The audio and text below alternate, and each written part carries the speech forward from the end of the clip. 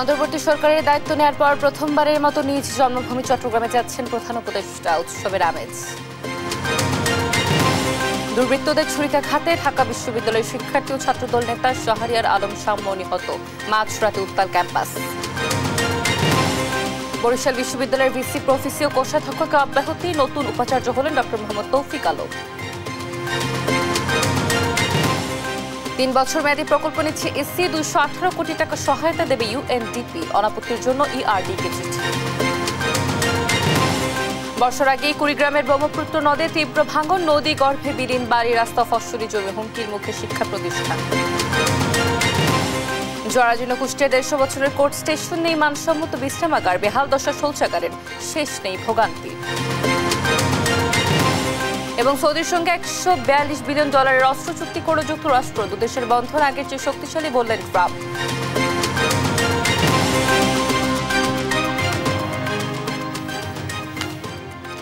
দেখছিলেন শিরোনামগুলো। সংবাদ সকালে আপনাদের সঙ্গে রয়েছি আমি অতসী সেন। এবারে পুরো খবর।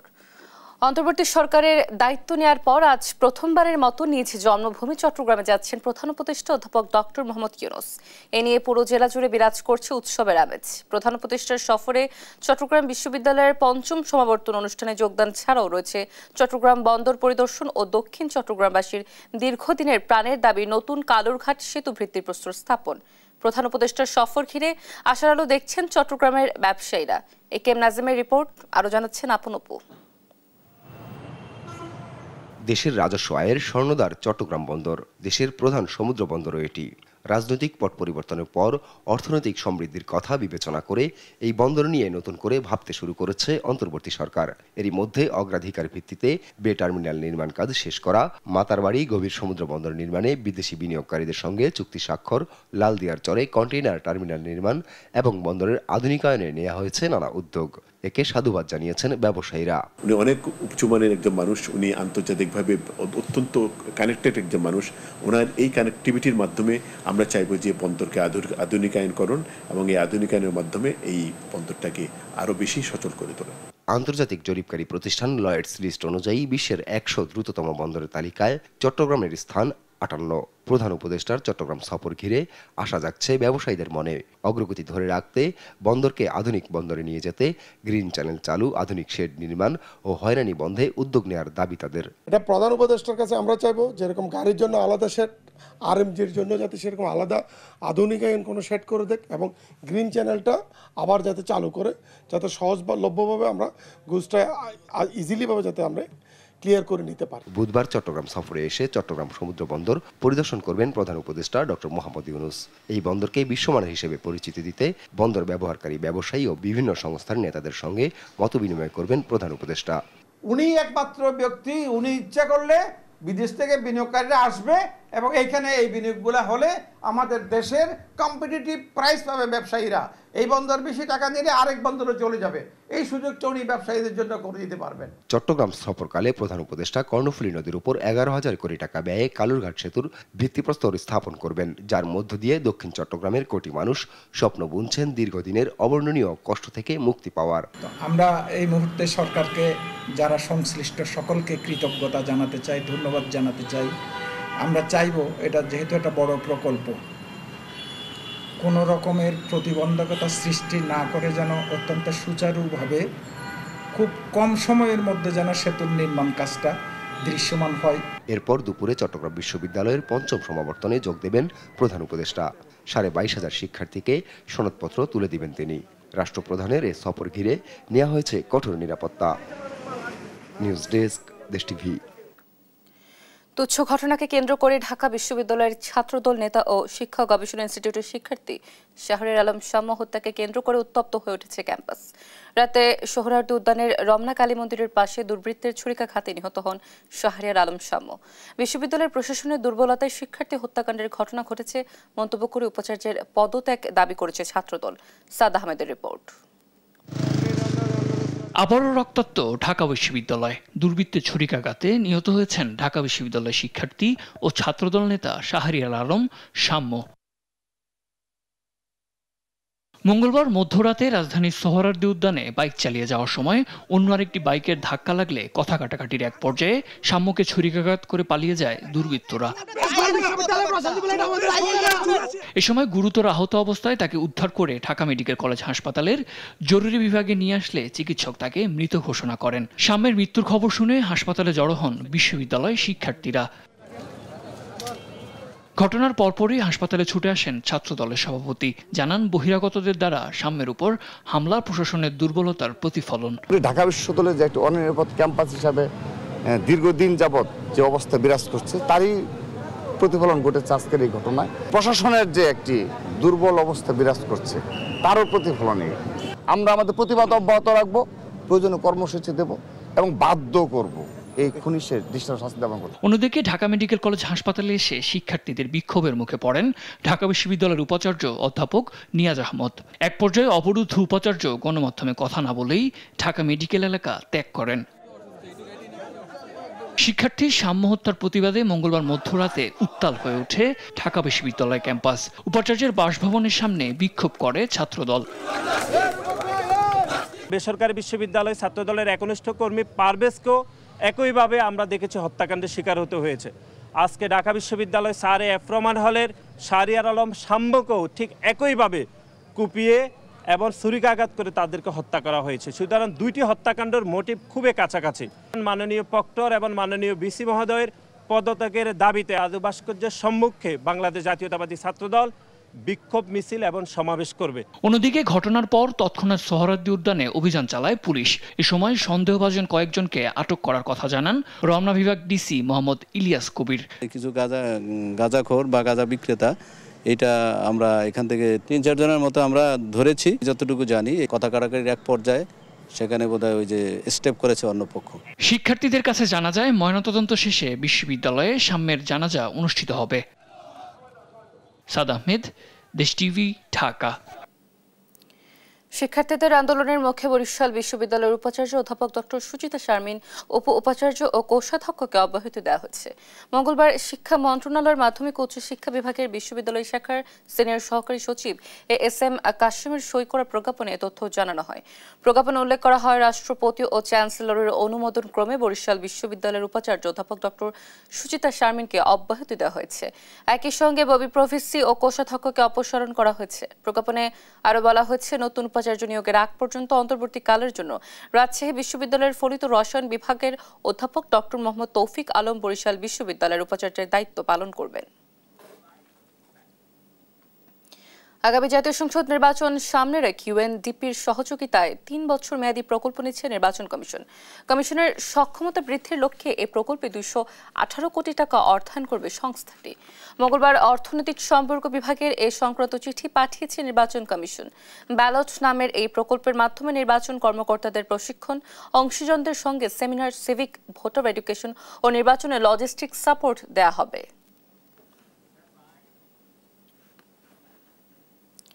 মানুষের ভোটাধিকার ফিরিয়ে দিতে সুষ্ঠু নির্বাচনের কোনো লক্ষণ দেখছে না বিএনপি, এমন মন্তব্য করেছেন দলটির স্থায়ী কমিটির সদস্য আমির খসরু মাহমুদ চৌধুরী। বলেন, গোষ্ঠীর স্বার্থ রক্ষায় দেশকে আর একদিকে নিয়ে যেতে দেওয়া হবে না। এদিকে রুহুল কবির রিজভী বলেন, শেখ হাসিনাকে রক্ষা করে ভারত বাংলাদেশকে আরেকটি কাশ্মীর বানাতে চায়। নিয়াজ মোর্শেদের প্রতিবেদন। মঙ্গলবার সকালে জাতীয় প্রেস ক্লাবে মাওলানা ভাসানীর ফারাক্কা লং মার্চ স্মরণে গণসমাবেশ উপলক্ষে আয়োজন করা হয় গোলটেবিল বৈঠকের। বৈঠকে উপস্থিত হয়ে বিএনপির সিনিয়র যুগ্ম মহাসচিব রুহুল কবির রিজভী তিস্তার পানি সমস্যা ভারতীয় আধিপত্যের অংশ মন্তব্য করে বলেন, ফারাক্কাবাদ বাংলাদেশের জন্য বিপর্যয় ডেকে আনবে। সামগ্রিকভাবে আমরা ভয়ঙ্কর এক প্রাকৃতিক বিপর্যয়ের মুখোমুখি। রাজশাহী আমাদেরই এলাকা, আমরা যে এলাকায় আমরা থেকেছি, এই ফারাক্কা বাঁধের ব্যাপারে বলেছি প্রাকৃতিক হবে, বিপর্যয় দেখা দেবে, হচ্ছেও তাই। কিছুদিন পানি খুললে পড়ে আপনার যে পানিটা আমরা পাচ্ছি সেখানে আর্সেনিকে ভর্তি। একই অনুষ্ঠানে যোগ দিয়ে বিএনপির স্থায়ী কমিটির সদস্য মেজর হাফিজউদ্দিন আহমেদ বলেন, মিয়ানমারের সম্পদের উপর সুপার পাওয়ারদের নজর পড়েছে, যার প্রভাবে বাংলাদেশও ক্ষতিগ্রস্ত হতে পারে। বাংলাদেশকে একটি শক্তিশালী রাষ্ট্রে নিয়ে যেতে চাই, আমরা ঐক্যবদ্ধ থাকতে চাই। কোনো ধরনের আগ্রাসনের সাথে আমরা জড়িত হব না। দেশের সামগ্রিক অর্থনৈতিক মুক্তি আমাদের লক্ষ্য। এই লক্ষ্য অর্জন করতে হলে আমাদের এই অ্যামেচার সরকার বাদ দিয়ে একটি নির্বাচিত সরকার দরকার। এদিকে প্রেস ক্লাবে ডাক্তার জাফরুল্লাহর তৃতীয় মৃত্যুবার্ষিকীর আলোচনা সভায় উপস্থিত হয়ে বিএনপির স্থায়ী কমিটির আরেক সদস্য আমির খসরু মাহমুদ চৌধুরী শেখ হাসিনার মালিকানার হাত বদল হয়েছে, তাই বলে দেশের মালিকানা দেওয়া হয়নি মন্তব্য করে দ্রুত নির্বাচন দেওয়ার আহ্বান জানান। দিনের শেষে আপনি যত সংস্কারের কথা বলবেন, দিনের শেষে সংস্কার হতে হবে গণতান্ত্রিক প্রক্রিয়ার মাধ্যমে। গণতান্ত্রিক প্রক্রিয়ার বাইরে গিয়ে কোনো সংস্কার করা যাবে না। এখানে কাউকে নতুন মালিকানা আমরা দিই নাই, বাংলাদেশের মানুষের মালিকানা অন্য কাউকে মালিকানা দিই নাই যারা আগামীর বাংলাদেশের সংস্কার করবে। আর নির্বাচিত সরকার না আসলে দেশে কোনো বড় বিনিয়োগ আসবে না বলেও জানান তিনি। নিয়াজ মোরশেদ, দেশ টিভি, ঢাকা। দ্রুত নির্বাচন কেন্দ্রিক সংস্কার শেষে নির্বাচনের দাবি জানিয়েছেন সিপিবির সাধারণ সম্পাদক রুহিন হোসেন প্রিন্স।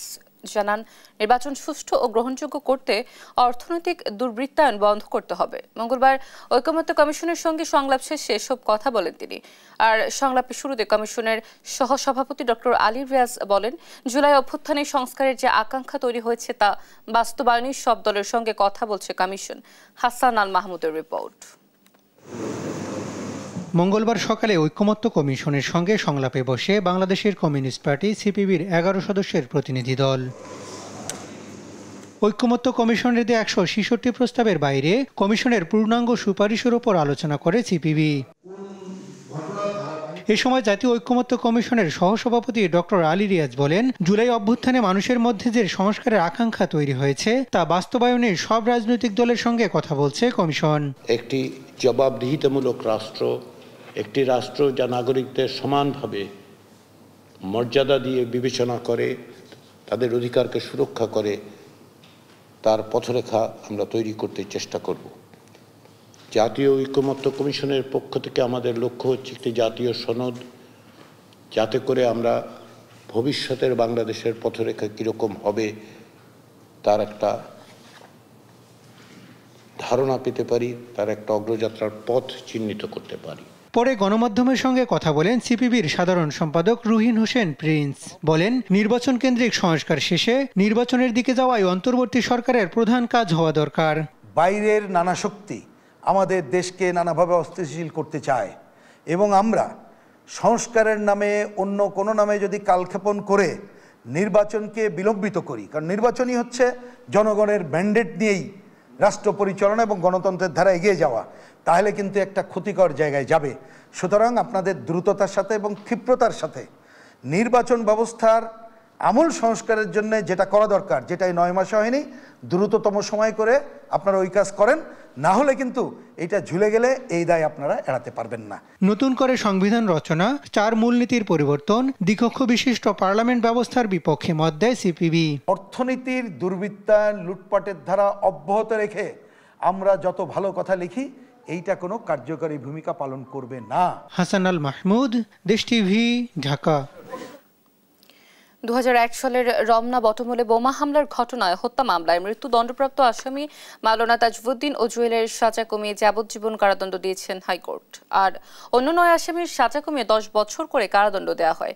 হুজি নেতা মুফতি হান্নান সহ 3 আসামি মারা যাওয়ায় তাদের বাদ দেওয়া হয়েছে। রায়ের পর্যবেক্ষণে আদালত বলেন, এ হামলা ছিল মানবিক ও সাংস্কৃতিক অধিকারের ওপর বড় আঘাত। সাবরিনা মজুমদারের রিপোর্ট।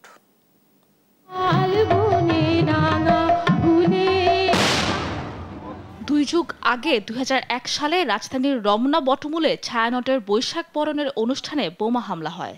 এতে প্রাণ যায় 10 জনের।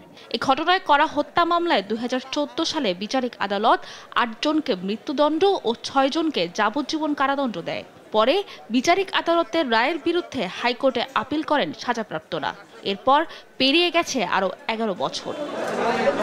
অবশেষে মঙ্গলবার আসামিদের ডেথ রেফারেন্স, জেল আপিল ও নিয়মিত আপিলের উপর রায় দেন বিচারপতি মোস্তফা জামান ইসলাম ও বিচারপতি নাসরিন আক্তারের হাইকোর্ট বেঞ্চ। রায়ে মৃত্যুদণ্ডপ্রাপ্ত মাওলানা তাজউদ্দিন ও জুয়েলের সাজা কমিয়ে যাবজ্জীবন কারাদণ্ড দেন আদালত। অপর 9 আসামির সাজা কমিয়ে 10 বছর কারাদণ্ড দেওয়া হয়। রায়ে হাইকোর্ট বলেন, বর্ষবরণে হামলা ছিল মুক্তচিন্তা ও প্রগতিশীল ধারণার উপর আঘাত। সাজার বিরুদ্ধে আপিল করার কথা জানিয়েছেন রাষ্ট্রপক্ষ। আদালত তার অবজারভেশনেও বলেছেন যে এটি একটি মানবিকতার বিরুদ্ধে হত্যাকাণ্ড এবং ক্রাইম, কিন্তু আজকে এবং অবজারভেশনে যে যে ঘটনাগুলি বলা হয়েছে, বাংলাদেশে যে প্রগতিশীল চিন্তা, বিভিন্ন জায়গায় উদীচী বোমা হামলা, সিলেটে যে ব্রিটিশ হাইকমিশনের উপরে বোমা হামলা থেকে শুরু করে সেগুলো উল্লেখ করে এই মামলার মধ্যে আমরা সেগুলো পেয়েছি। আমরা মনে করি যে যাদেরকে আজকে 10 বছর করা হয়েছে, আমরা রাষ্ট্রপক্ষ থেকে তাদের বিরুদ্ধে উচ্চ আদালতে আপিল করব। আসামিদের বিরুদ্ধে পর্যাপ্ত তথ্য প্রমাণ না থাকলেও নৈতিক কারণে দণ্ড দেওয়া হয়েছে, যা যথার্থ নয় বলে জানায় আসামি পক্ষ। যে 3 জন কনফেশনাল স্টেটমেন্ট দিয়েছিলেন, এই 3 জন কনফেশনাল স্টেটমেন্টে পরস্পর বিপরীতধর্মী কথা বলা সত্ত্বেও তাদেরকে 10 বছরের সশ্রম কারাদণ্ড দিয়েছেন। আমরা রিট টু আপিল যদি পার্টি থেকে আমরা ইনস্ট্রাকশন পাই, আমরা রিট টু আপিল ফাইল করব। এ মামলায় মাওলানা তাজউদ্দিন পলাতক আছেন, 3 জন মারা গেছেন আর কারাগারে আছেন বাকি 10 আসামি। সাবরিনা মজুমদার, দেশ টিভি, ঢাকা। নিবন্ধন ও প্রতীক ফেরত চেয়ে জামায়াতে ইসলামীর আপিল শুনানি বুধবার পর্যন্ত মুলতবি করেছেন আপিল বিভাগ। আদালতে জামায়াতের পক্ষের আইনজীবী জানান, আদালতের মাধ্যমে নিবন্ধন বাতিলের ঘটনা এই উপমহাদেশে একটিও নেই। নির্বাচন কমিশন যেখানে নিবন্ধন দিয়েছে সেখানে হাইকোর্ট তা বাতিল করা বিরল ঘটনা। সাবরিনা মজুমদারের রিপোর্ট, জানাচ্ছেন ইউসুফ ভুইয়া। গত 7 মে রাজনৈতিক দল হিসেবে জামায়াতে ইসলামীর বাতিল হওয়া নিবন্ধন ও প্রতীক ফিরে পেতে আপিল শুনানির জন্য আজ মঙ্গলবার দিন ধার্য করেছিলেন আপিল বিভাগ। সেই প্রেক্ষিতে মঙ্গলবার সকাল 10টা থেকে প্রধান বিচারপতি ডক্টর সৈয়দ রেফাত আহমেদের নেতৃত্বে 4 বিচারপতির আপিল বেঞ্চে শুনানি শুরু হয়। পরে আদালত শুনানির জন্য বুধবার পর্যন্ত মুলতবি করেন।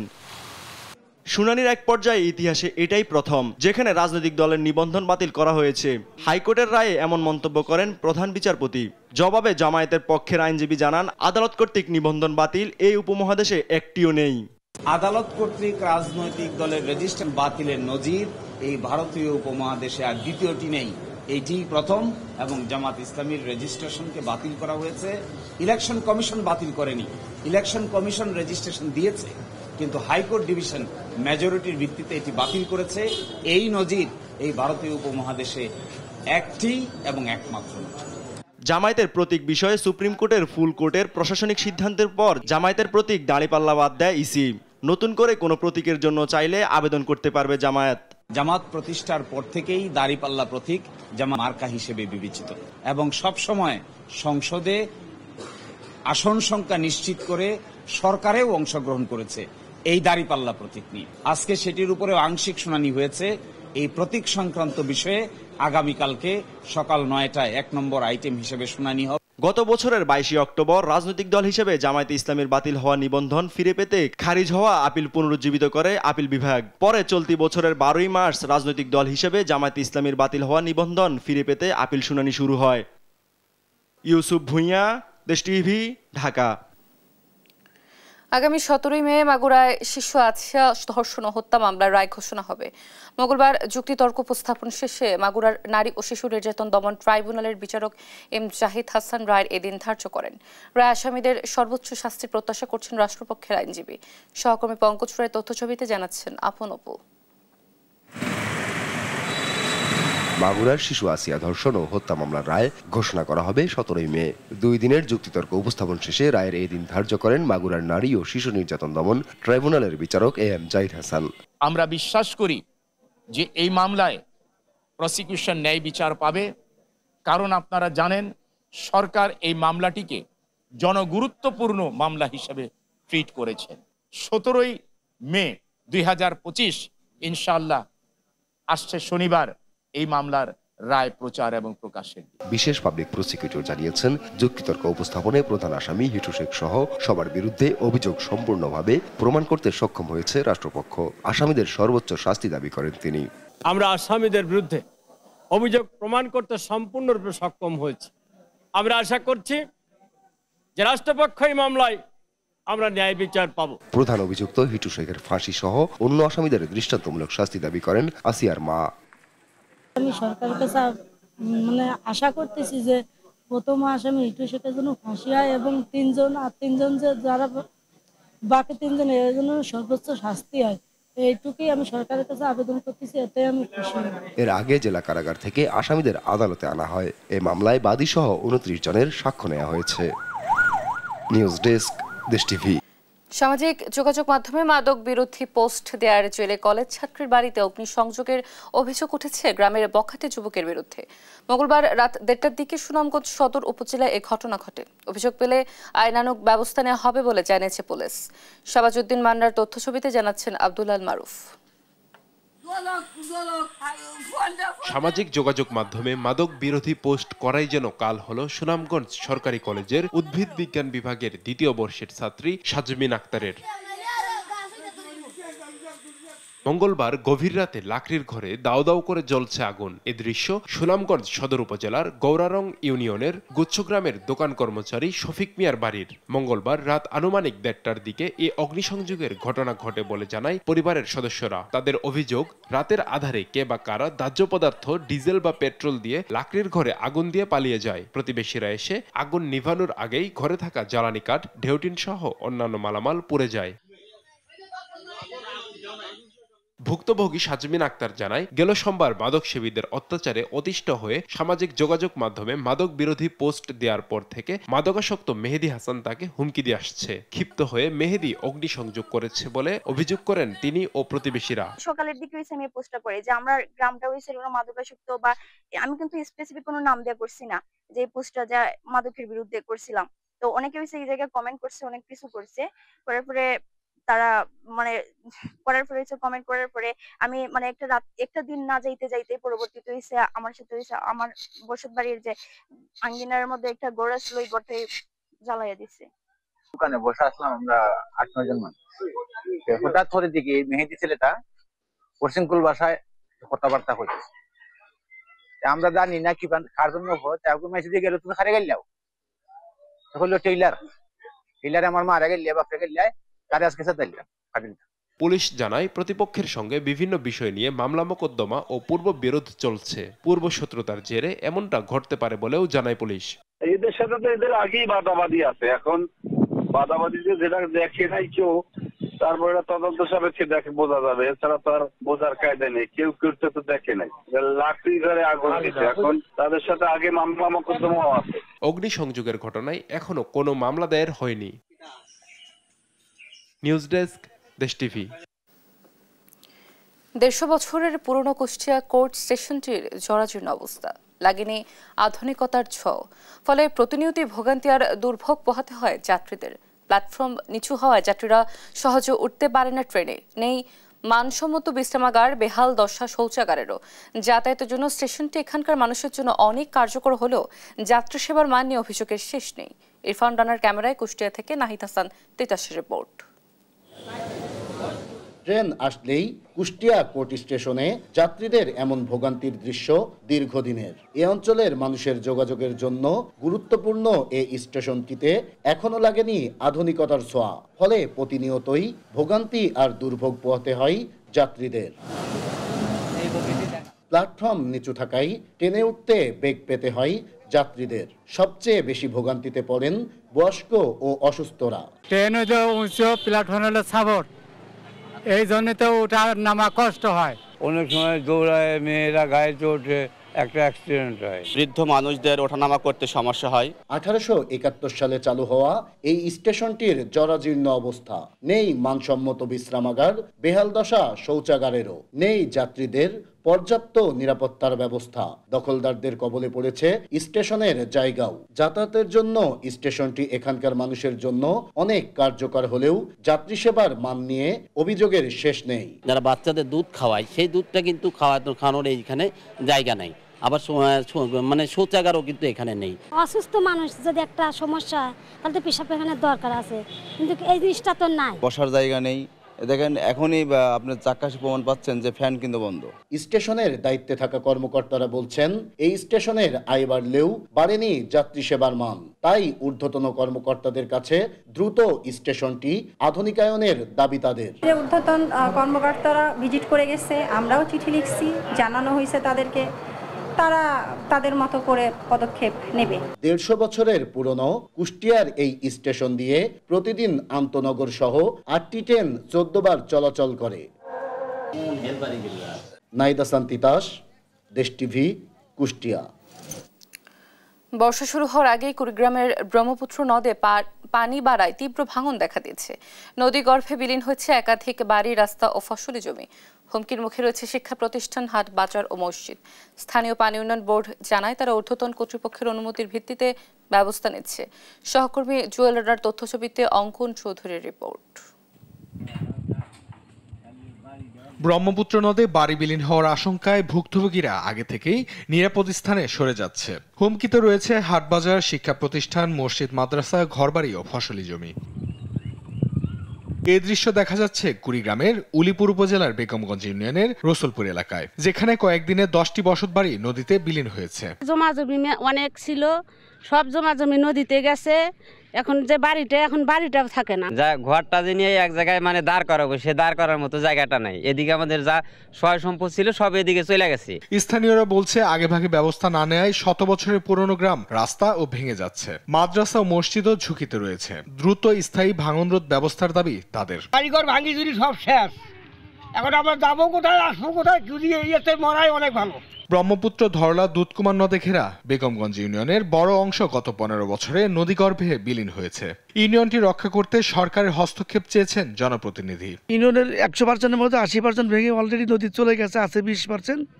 এটি যদি সরকার দ্রুত গতিতে কোনো ব্যবস্থা না নেয়, তো এটিও বেগমগঞ্জ ইউনিয়নটি মানচিত্র থেকে বাতিল হয়ে যাবে। ভাঙন কবলিত এলাকায় জরুরি ভিত্তিতে বালু ভর্তি জিও ব্যাগ ফেলে ভাঙন ঠেকানোর চেষ্টা চলছে। এছাড়া অন্যান্য নদীতেও ঊর্ধ্বতন অনুমতি পেলে কাজ করা হবে বলে জানান পানি উন্নয়ন বোর্ড। তিস্তা নদীতে 6.5 কিলোমিটার জরুরি সতর্কতামূলক কাজ চলমান রয়েছে।